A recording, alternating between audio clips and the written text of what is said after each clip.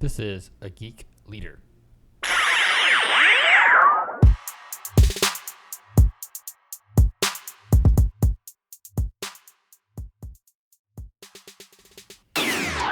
Welcome to episode 170 of A Geek Leader Podcast. I'm your host, John Rauda, and special thanks to Private Internet Access. I've been a customer of Private Internet Access for 3 years now, and I love this service. I was at a security conference a few years back, and I connected to the hotel Wi-Fi, and immediately my endpoint protection software started alerting me that I was being attempted to be hacked, and things. I guess you could expect that from a security conference, but anyway, I launched my VPN from Private Internet Access, and all the attempts just stopped. My data and the internet connection is now secure with Private Internet Access, and I've been using their service again for 3 years, and I love it. I love the fact that you can choose different geographical locations, so you can test things like how your DNS is resolving and use it for many different reasons, but that's one definite use case for the different geolocations that you can choose with Private Internet Access. And you can get your VPN starting at $3.33 per month. Yes, that's right, $3.33 per month by going to geekleader.com/VPN. All right, Geek Leaders, today on the show, I've got Dan Bruder, and he's the CEO of Fusion Dynamics Group, and he wrote a book that I've got in front of me called The Blendification System, and he's also a fellow adjunct part-time professor, and we'll probably talk a little bit about that as well. But Dan, welcome to the show. Glad to be here. Thanks, John. Looking forward to it. And if you don't mind just telling the audience a little bit about how you got to where you are today and kind of what you do with as the CEO of Fusion Dynamics Group and why that may be important to our listeners. Yeah, Fusion Dynamics Group, what we focus on really is the connection, how things come together. So, and I, of course, wrote a book about that. But leading up to that, it took about 30 years to really put all this stuff together in my career. I started my career out in the banking industry, had some success there, was president of a small bank early on in my career. Then I wanted to do something fun, so I jumped into the resort business with a division of Marriott, and we were the timeshare division. And back then we were a small division, and we grew to over a $2 billion division. So that was a really crazy ride, having the foundation of Marriott, but having some entrepreneurial motivation and energy in the organization was a lot of fun.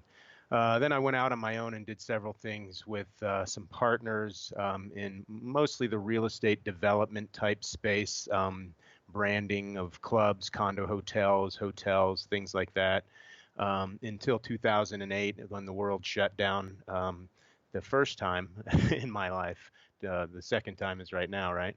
But in 2008, and that's when I became a consultant, then started really Fusion Dynamics, and originally started out doing primarily strategy, and as I went through that, it really expanded into strategy, leadership, and execution of various different things. Start CEO groups and things, but ultimately what it came to was how do we build the best business, and I started reflecting a lot on business and business's role in society, and at the same time I started teaching, like you mentioned, teaching at CSU, Colorado State University, and teaching at University of Colorado Boulder, and that really gave me a perspective around teaching some of this stuff. And everything I teach is exactly what I do in my business. So there's no real modification to it. But spent a lot of time just looking at this stuff, studying, looking at all the research, and quite frankly, I was looking for something, a tool that would say, hey, give me a really good tool, good leadership tool, good strategy tool that I can just digest, that I can use, that I can apply to the students and apply in my business. And when I started teaching, I thought I would find that, and unfortunately I didn't find it. And so, just like any entrepreneur, if you can't find something, you invent it. And that's how I invented the book, or the Blendification System. It was really about coming together and bringing, how do we maximize this thing called business? Other than just maximizing profits and shareholder value, what can we really do with a business? I mean, when you put a group of people together, and that's where I came up with this Blendification System, because what do we do to build a company that is really, truly, truly great? And that's why I wrote the book, and that's essentially what my business is. It's all around this process of making companies tremendously better, not just marginally better, tremendously better by connecting culture, strategy, and execution. So the term blendification is kind of like something you coined, is that right? Or Yeah, it is. So it's funny. I have a couple kids, and I've always kind of messed with words, and they always roll their eyes when I talk about different words. And I started looking at what's going on in society, and I did a TED talk on this term, blendification, a few years ago. And if we look at what's going on in society, we see, despite what we see in the news and what's going on with the riots and stuff, we actually see quite a bit of ethnic blendification or ethnic blending going on right now. We see generational blending. There's at least 3 households, sometimes 4 households living in 4 generations, living in most of the houses now. We see this at work. We have 4 generations in some workplace organizations working together. So we have this blending of society that for some it's really, really hard. For others, where they're embracing it. We have economic diversity all over the place. I mean, we have millionaires, billionaires, millionaires talking with people that are making $20 an hour, $15 an hour. We have this kind of natural blending going on. And I don't know if we can, what we can do about it. Some of it, we can't change it. We need to embrace it. How do we take this and make it better? So that's where the term came up. And then I apply that term specifically within business and business blendification, which is blending together culture, strategy, and execution. But you're right. I did make up that term. I've trademarked it.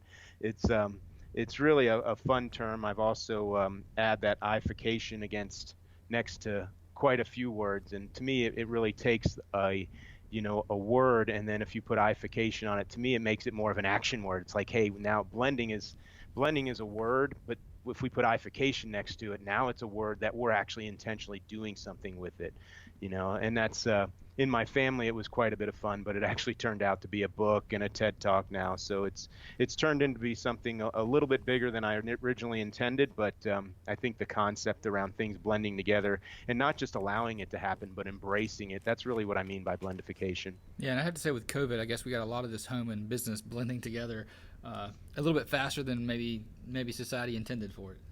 Oh my gosh, yeah, it's funny, we talked about that in the TED Talk, not COVID obviously, but we talked about how, work and life, and it's funny if we think about over the years, we've been striving for this thing called work-life balance. And I don't know about you, John, have you ever met anybody that looked at you and said, I have perfect work-life balance? I mean, I've never met anybody. So the truth is this fictitious thing, this mythical work-life balance doesn't exist. The truth is that work and life are blended together, and it's getting even more blended. Throw COVID into this, and now we put this thing on steroids right now. Now we've got super accelerated blending together of work and life. Now what happens at work happens at home. We have to worry about kids, all these things. By the way, this is what we should have been doing all along. I'm not saying technology and everything, but we should have been looking at how work and life blend together as opposed to trying to keep them separate, pursuing this thing called work-life balance that doesn't really exist. Yeah, I agree 100%. I think it was I think it was in the book Leaders Eat Last by Simon Sinek. Like years ago, I read it. He talked about how, the children that are the most successful are the ones that see their parents being happy and see their parents at home, and they're more successful than the ones who see their parents come home and complain about work. The ones that complain about work, their kids don't want to be successful. So true. So yeah, it is so true. We spend so much time as parents worrying about where our kids go to school, but then we don't really lead them at home. To me, the most important thing we can do is build a great home and put our kids in front of great parents, as opposed to worrying more about the teachers and our parenting skills, right? Yeah, I agree 100%.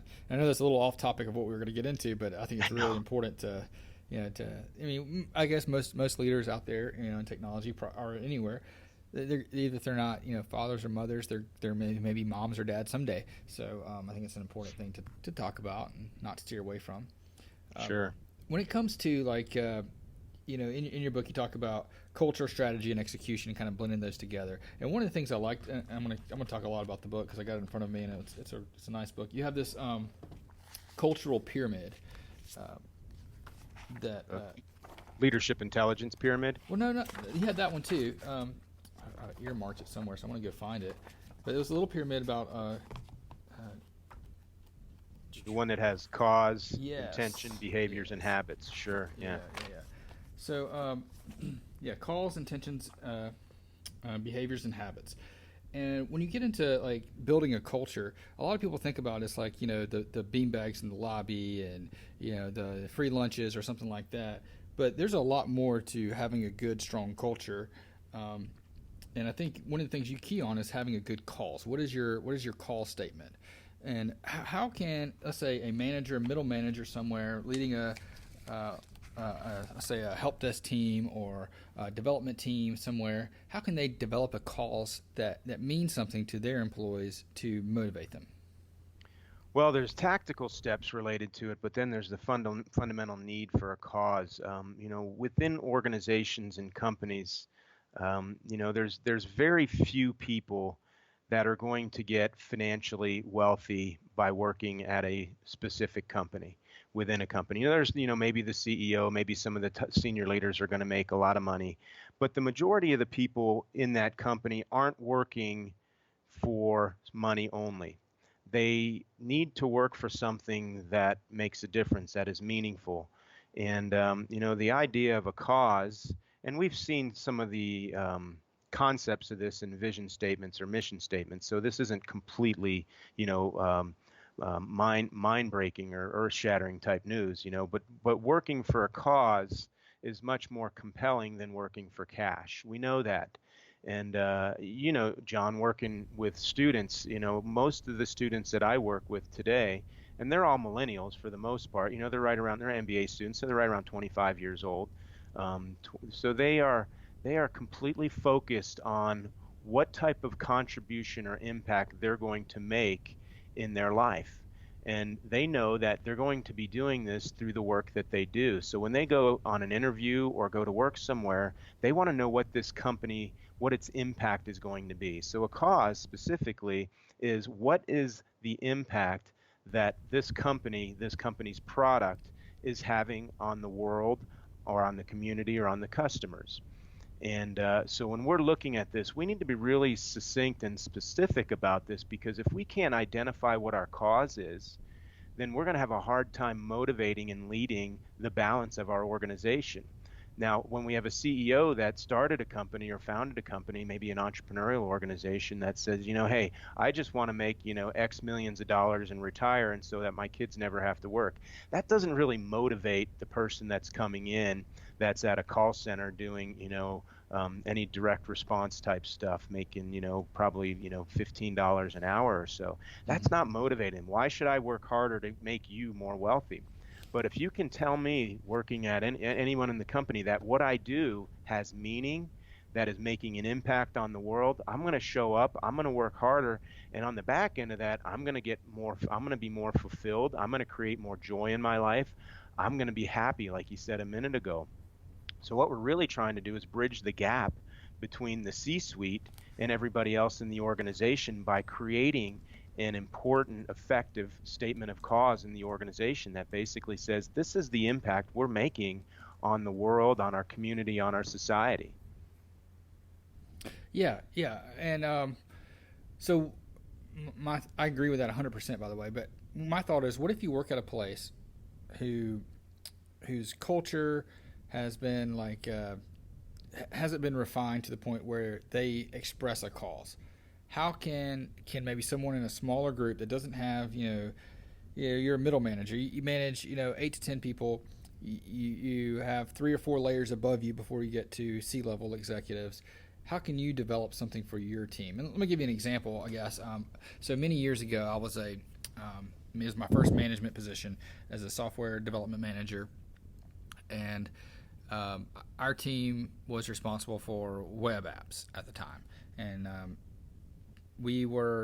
and I just read Simon Sinek's, Start with Why, and try to get, and I read Dan Pink's book about, having autonomy, mastery, and purpose. And I wanted to really focus on this purpose, this cause thing that you're talking about, and how to develop a good purpose.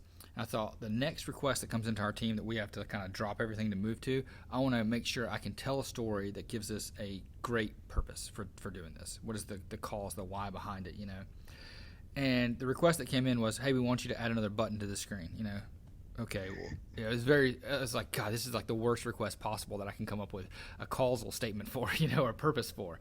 So I tried to dig into it and ask a bunch of questions, and I couldn't get anything from like the leaders, even the people submitting it were just like, we just want to make things a little bit easier. Okay, well, what does that mean? And after digging into it for a little while, I discovered that what they were doing is they had this little app that was a web app on back then it was a BlackBerry. So on the text in the field, BlackBerry. And if you ever had a BlackBerry, it had the little wheel on the side, you would scroll to go up and down. And on this one, they had a button that was at the bottom of all the notes and all the information that was put into the ticket that would let them close the ticket. So you have to open up the ticket, scroll, click the button and close it, right? And that was we thought the process was that they would open up the ticket, read all the notes, and when they finished working, and they'd leave it open the whole time. When they finished working, they would just close it and move on. Well, that's not how they did it. What they did is they waited till the end of the day and then opened back up all their tickets to make sure that the problem really was solved and then close it out. And because these technicians were doing this right after they've dropped off their truck while they're getting ready to check out and go home, and they had 15 to 20 tickets to scroll through every day, it was adding about 10 minutes to the end of their day. So I was able to tell, our cause for doing this, or our purpose for doing this request, is to, let these technicians get home to their families 10 minutes earlier. Let them play an extra game of soccer with their kids, or get there in time for dinner, or something like that. Something that was more meaningful than just putting a button on a page. And I know that's not like a big purpose cause of what your mission is for your business, but that was a way that we were able to drive a little bit of what we do and that our purpose. And we ended up writing, a whole statement of like what our cultural norms are. And one of them is that we make life easy. And that's what we want to do for everybody that we work for, because our customers aren't the end customers. They're the people in accounting, the people in finance, the people in marketing. And we want to make their life easier some way or another. And that was what we kind of came up with as our cause. Does that make sense? Yeah, that's actually the progression. And you highlighted the pyramid a few minutes ago, and at the top of that pyramid is the cause, and that's that overarching statement that gets us out of the bed each day, what we're really trying to do. But what you just described is really what our intention is. So if we follow that pyramid down, and this pyramid really represents how we build a culture. So a lot of organizations say culture is the most important thing, but they really don't know what they're doing, whether they build it or they evaluate it. But if we look at this progression, we start out with this cause, but then we jump down to this thing called intention, or statement of intention.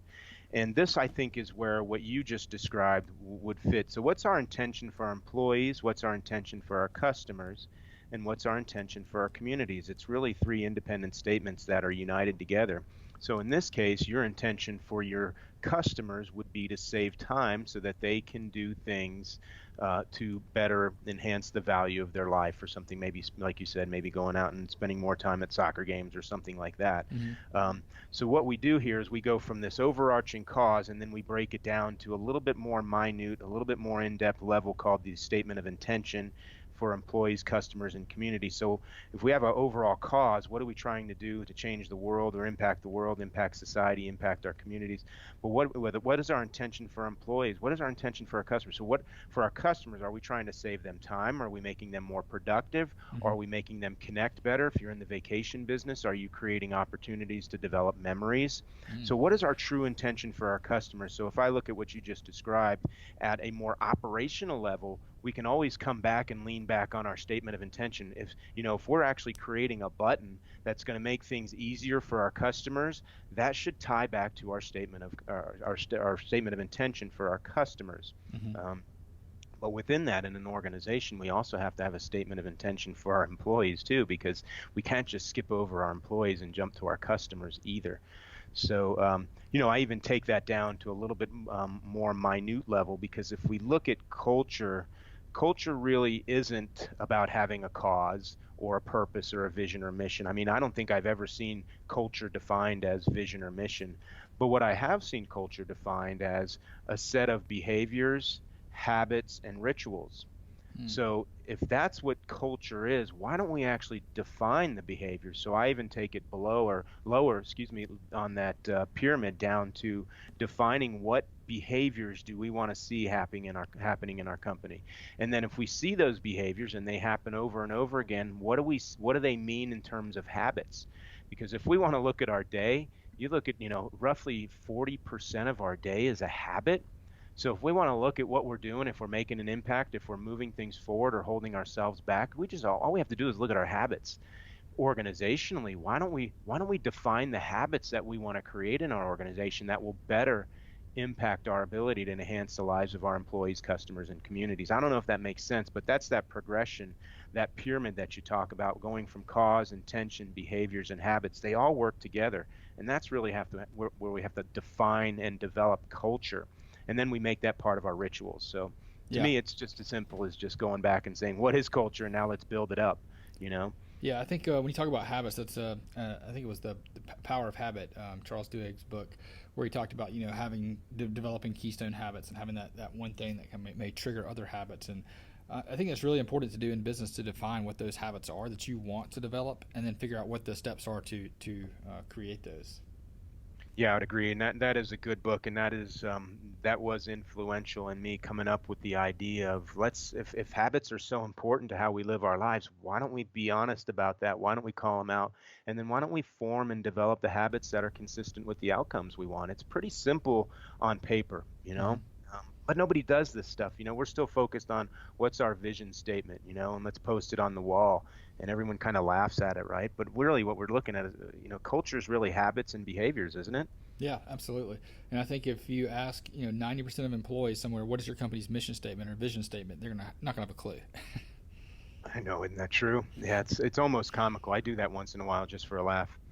Yeah, I know, and I'll poke fun at the college that I teach at. We have a College of Business mission statement that they publish every year, and I'll read it, but and it makes sense on a high level. Yes, that is our mission, but why don't we just make it like something very simple and actionable? That why is it this long thing? If you're a business, why do you write these long mission statements?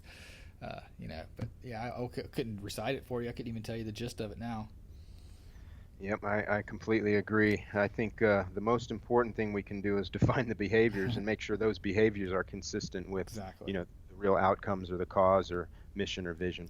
Okay, so while we were talking about that one pyramid, you hit on the leadership intelligence pyramid, and we talk about and everybody knows what IQ is, right? How intelligent you are, how smart you are, but that's definitely not everything.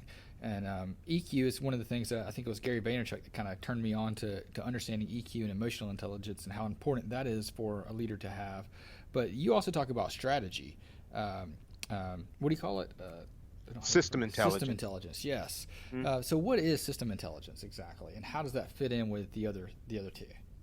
Yeah, and it's another pyramid here. At the base is cognitive intelligence, our IQ, and then you mentioned emotional intelligence.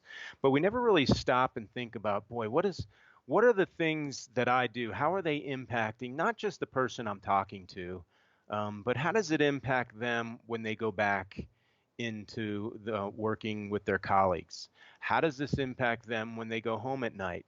So if we look at the system impact of our habits and our behaviors on not only the people around us, but the people around them. And so there's this personal side, this human side, this system impact of human connections that, hey, what I do at work not only impacts the person that works with me, it also impacts their relationship with the people that work with them. It also impacts their relationship when they go home with their spouse or significant other. Sometimes there's even kids in those conversations. So now my actions are having a generational impact. So that's a system impact as opposed to emotional intelligence, which is awesome. It really, how are we showing empathy? How are we relating to others?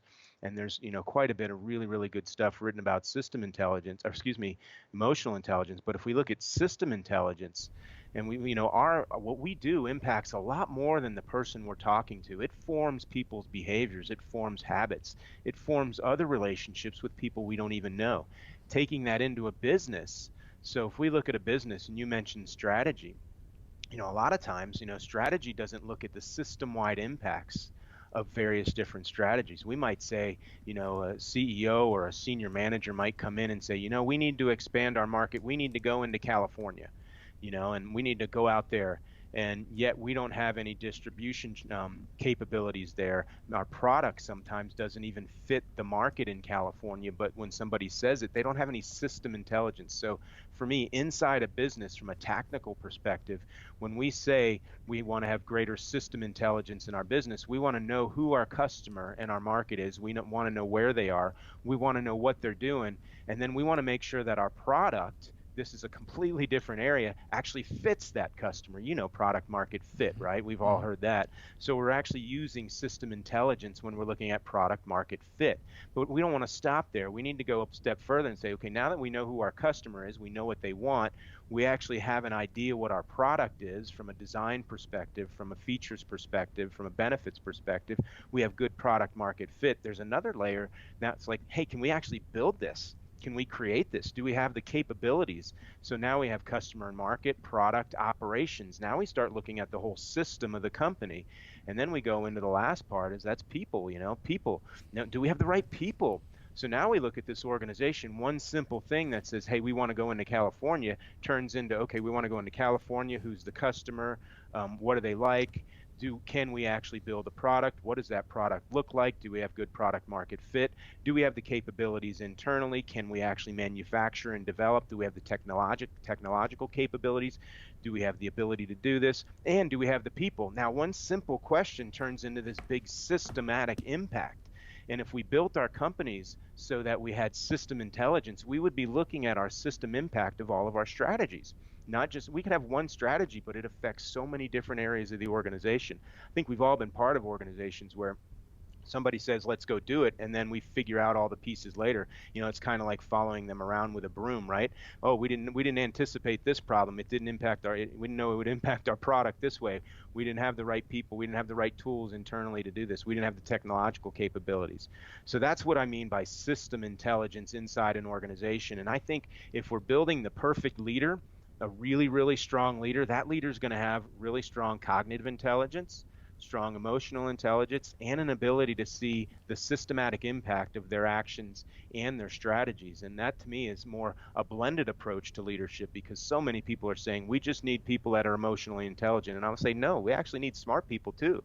We need smart people, we need emotionally intelligent people, and we need to have people that actually see how that what they do impacts more than the people that's just standing right in front of them. That's this whole pyramid, or really a blended impact of leadership. Mm-hmm. How can people kind of build on their skills for emotional intelligence and system intelligence? How can you build those skills? Like, what are some things you can do? I know, for like me, I graduated college, a little bit early. I felt like I was somewhat intelligent, like I had a little bit of IQ, but I was not very in touch with people skills. I didn't have the empathy. I didn't have the charismatic leadership style that you see some people have just naturally. And it was one of those things that I thought, well, I'll just never get that because I don't have that. And then I read more about it and learned more about it and learned that there's something I can learn. I can improve those skills with practice. It's something you can actually teach to build up. How can someone maybe that is just now hearing about system intelligence, how can they build those skills? Well, I think it's kind of funny, and what you're talking about here is, is leadership learned, or are we born with it? And to me, I hope leadership is learned, because I know I sure wasn't learned with those. I wasn't born with those capabilities, so to speak. I had to learn everything I know about leadership right now, and the good news is I'm still learning. And I'm going to get to a tool here in a second, but I want to share a quick little story for you. There's a CEO that I work with, and he's got a couple kids, and his dad, the grandparent of the kids, was 90 years old, and he realized that he didn't have a really good relationship, nor did he even try to have a good relationship with his grandkids. And the grandkids are my CEO's kids, right? So 3 generations there.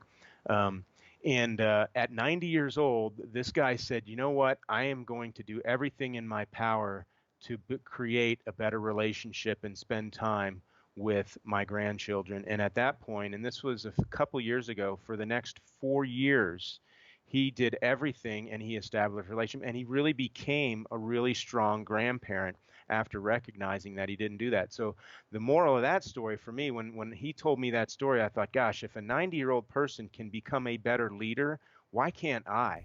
Why can't I at 20 years old? Why can't I at 30 years old, 40 years old, 50 years old? Boy, if you can get a 90-year-old person to say, hey, I still have time to get better, I can follow that person's lead. Mm-hmm. That's what I learned from that. From a specific tool to answer your question, I created this thing that I call the focus spectrum. Mm-hmm. And it's a tool that I use, and most of the tools, by the way, that I've created are really to fill gaps in either my leadership style or my personality or something. And the focus spectrum is something that I created because I found sometimes that I would find myself focusing maybe on things that only benefit me, and I would find myself focusing on things that like obstacles that stand in my way. This focus spectrum tool really creates a way for me to develop awareness around where my focus is at any given time. Now, I use this obviously to work with companies, and we try to make this part of the culture. But the truth is that our focus, my focus, your focus, is at any given time somewhere on this spectrum. It's either on an extreme basis on the red side where it's completely holding me and others back, or it's on the green side where it's driving me and others forward. And or it's somewhere in between, right? It could be somewhat of it's a spectrum, so everything is represented in there. So to me, this focus spectrum gives me the ability to say, where is my focus right now? And if my focus is on what will make it work, outcomes, and a key component of this is being people centric. When I start focusing on how what I do impacts others, now I'm starting to develop a system intelligent basis. um, I start building this and I start making it a habit. When I start getting stressed out and I start feeling anxiety come in and I go, who am I thinking about? And I ask myself, I do this. I don't know if you do this with yourself, but sometimes I talk to myself All the and I'm time. like, I'm sitting back and I go, who am I really focused on? And I find when I'm experiencing anxiety or stress, I'm usually focusing on what's happening to me. And when I switch my focus from being self centered to what am I doing to help others, not only do I start waking up, I start getting less anxious, I start turning anxiety into opportunity. And now I start looking at opportunities. And I'm going, okay, so now it's not about me, it's really about them. How do I create opportunities in this? And I start focusing on people, the impacts of people. It starts shifting everything. So not only does my focus start changing, my demeanor starts changing, my ability to lead people starts changing. I become a nicer person. People tend to gravitate towards me. And then what happens is I start developing solutions to things that otherwise I would be stuck with. So this focus spectrum, and I go through this in the book, not to go in all the different the depths of it, but to me, this focus spectrum really gives us the awareness to say, where is my focus? And if I'm focusing on me, being self-centered, I'm not generally not system intelligence. You can't be. If I'm only focused on myself, I'm only focused on one thing. But when I switch my thoughts to being focused on others and what can I do to help others, now I'm creating a system intelligent mindset. And if we do this over and over and over again, we start turning it into a habit. And we start doing it, we start watching others do it. Now it becomes part of our culture. That tool, by the way, focus spectrum, is really the foundation of how I built the strategy whiteboard in the book too. So it's really about creating an emotionally and system intelligent organization. So you asked about, specific tools. That to me is probably the most significant tool that teaches me to develop system intelligence within my focus. Yeah, absolutely. That's a great answer. Some of the other tools, I guess, that you have in the book that may have been new to me, but before I went through it, was like the Seabest model, Hmm. and you had steep impact questions, and I never heard them, I guess, explained that way. Can you explain those two different things? I know they're very different from each other, but how would someone use some of those things that they find in the book, and what are some other important ones that they may run across? Sure. Well, the book kind of goes through a flow where ultimately what we're doing is connecting culture, strategy, and execution, and that's the whole context of blendification within a business environment. So we start out with culture, obviously, because if we don't really dial in our culture, it doesn't really matter what our strategy is.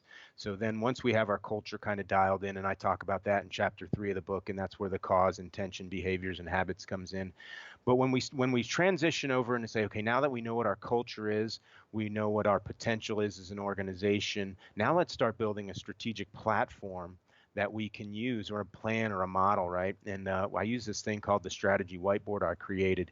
The STEEP model is a component of what we use when we're looking at external impacts. So, never have we seen external impacts, business impacts, affect business more than we have today. I mean, look at what COVID did, but COVID's obviously an extreme case, but there's things that are being thrown at our companies, at our organizations, at our departments every single day that we have no control over. And there's all these different impacts. I call them external impacts. The STEEP model is just a simple tool that we in our department or in our company can actually look at what's going on outside our business, outside our company, that is going to impact us in the future. And just give it our best bet. So the STEEP is actually an acronym. It says, hey, what's going on socially, technologically, environmentally, economically, and politically? So those are the 5 letters that make up the STEEP model. And it's just a way for us to look at various different things that will be impacting our organization in the future. So if we look at technology under the STEEP model, that's the second one. And I'll use the education, since we've been talking about that briefly here. Education's interesting. Education's been forced to do a significant pivot over the last few months by going, essentially from face-to-face model to an online model, which is very, very disruptive to an industry that really doesn't change very well. So technologically speaking, you can say, yeah, now we need to start bringing more technology in education. And we say this is because of COVID, but I can tell you, I took a university through the strategy process about 2 years ago, and every single thing they said, John, was exactly what would happen if COVID hit. So meaning that technologically, they said that we need to create more online learning. We need to create a way to connect and enhance the ability to learn from distance learning. All these things they identified. So while COVID was kind of that trigger, the truth is we knew about this a long time ago, and every single educational institution, every college and university knew that technology was changing the way we should be teaching. The question is, are they going to adapt? COVID was just simply like a thing that kind of pushed us over the cliff, right? So the STEEP model, when we talk about technology, is we look into the future and say what technological impacts are going to be affecting our organization so that we can build a strategy around that. Unfortunately, in the example that we shared with the education side, is they weren't very quick to react. But we all know that these trends were happening long before COVID. We should have been much more prepared at the university level for teaching online, because this has been going on for 10 years and they just talked about it. They didn't do anything, and all of a sudden we've got this shock to the system, and now they're scrambling. They're going to blame it on COVID. But the truth is this has been going on for quite a while. Organizations, I mean, to me, I look at education, it's kind of like retail was in 2008. We know what's going on. The STEEP model just gives us a tool to start looking at the future impacts to our business so that we can build a business for the future. Yeah, absolutely. And, one of the good things about the college that I teach at is that we've been pushing for, all the courses to be hybrid classes to begin with, which was great. It's been highly encouraged. Everybody was set up an online program, even though they were fully lecture based, and we're encouraged to videotape your lectures, put them online, or at least put your slides online at the very least. And then when things went south in March and we were all sent home and told, hey, now finish your lectures at home, it wasn't that difficult of a transition for some of us who have been using the tools that were made available for us. I think the problem came into the fact that there's a lot of people who thought, well, I'm going to retire before this is really a thing, so I'm not even going to worry about it. I'm not going to learn the tools. And that's where I guess the impact really hit.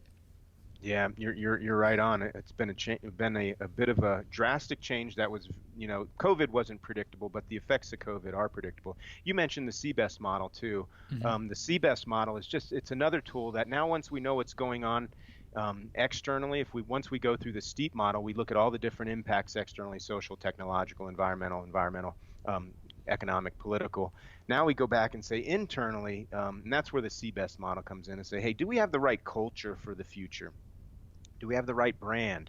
And that, of course, is an acronym. Seabest is culture, brand, energy, skills, and technology protection. So the question is once we build or we look into our crystal ball about the future, do we have the right culture? Do we have the right brand? Do we have the right energy within our organization? Do we have the right skills within our people? Do we have the right IP, technology protection? Because if we don't have that, I was working with a company that had a 15-year patent on a certain product. And it was a sneeze guard product, which is actually pretty popular right now because they're putting sneeze guards up at desks, Yeah. right? But they had a patent on that was set to expire. So they actually, that technology protection or that patent was a benefit for them for the last 15 years, but it was actually a weakness going forward because it was going to expire. So having that conversation, looking at the Seabest model, what they did is they said, really technology historically has been a strength, but now it's a weakness. So then they doubled down on creating more product innovation as a result. So it's the Seabest model is just another tool for us to look inside and say, hey, are we really equipped for the future? I mean, now that we know what's going on in the future, we have an idea what's going to happen in the future. Do we have the right capabilities inside the organization? So I try to do a lot of models. It really is a way for me and others just to make sure we don't forget anything, to really have good dialogue on things. So, the STEEP model, the Seabest model, I have an activation formula in there. I really try to make everything systematized so people can go through a process and say, yeah, this makes sense. Did we check all the boxes and go through it? So, you've been through the book, so you see quite a few different models and graphics that actually take people through this. Because what we don't want to do is forget something or overlook something. Yeah, and going through the book kind of reminded me, I mean, it's been 20 years ago since I got my MBA, but it kind of reminded me of going through some of those courses and some of the things that I learned. But it was in a fresh new light, and I was able to kind of take the experiences that I have now and relate them to things and see, when I was going through this, we didn't really talk about culture a whole lot. And to see that in the book and outline, it's like, oh, so this is where we were doing things wrong, and this is how we need to correct it going forward. And the whole idea of branding, too, is, it kind of struck me with all that's going on in the world today is making sure that, looking, like you mentioned, looking in the future, is our culture and brand going to survive the next thing that happens? And we saw lots of things in the news that didn't survive, Live PD. I thought Live PD was probably one of the most popular TV shows out there. And then as soon as we had, another instance of brutal police brutality, it gets pulled. Who would have thought that brand would have not been able to survive something? I didn't see that coming for sure. Yeah, and it's interesting because we can't really predict the future. We can only estimate the future. So for me, as I sit here and say we need to predict what's going on with social, technological, environmental, economic, and political changes, we have to do that as leaders. But the truth is that whatever our predictions are, we're not going to be right. It's just as we do that, we need to be confident in our operating model, our execution model underneath that will quickly adapt to changes. So if we predicted something this year in January and we said, technologically speaking or socially speaking, the world's going to look like this, and then COVID hits and it's completely turned everything upside down, companies that have a really solid execution model, and what I mean by that is that lots of people are involved in identifying solutions. What they do is they go, hey, we need to modify what we're doing in order to reach our goals. And to me, underneath all of this is not just having a plan on paper, not just defining our culture, but really having our culture foster the ability to be very, very agile in our execution. And this is where culture and execution are kind of the same. If we could say whatever we want in mission statements, but the truth is, what are we operating when we get thrown a curveball like COVID? When we get thrown any curveball out there, how are we operating? How are we responding? Do we throw away our strategy, or do we embrace our strategy and say, hey, the strategy's good, we just need to change what we're doing right now? So that operating model underneath, I think, is critical. Yeah, absolutely. Man, this has been a great conversation, Daniel. I really appreciate having you on and learning more about this book, and kind of seeing the effects of when you combine cultural strategy and execution, and understanding the difference between the fact that work life is not really a separate thing you balance, but it's more like a blended society, and seeing how that hits home, especially now that so many people are working from home and their kids are learning from home, and now we're all there kind of as this family unit moving forward, which we probably should have been in along the whole time. But thanks so much for coming on the show. How can people find out more about you, more about your method and the things that you're teaching, and pick up the book? Well, first, thanks for having me on, John. Love your energy, and love spending time with you here. From as far as connection side, anybody can get a hold of me on my website. That is blendificationsystem.com.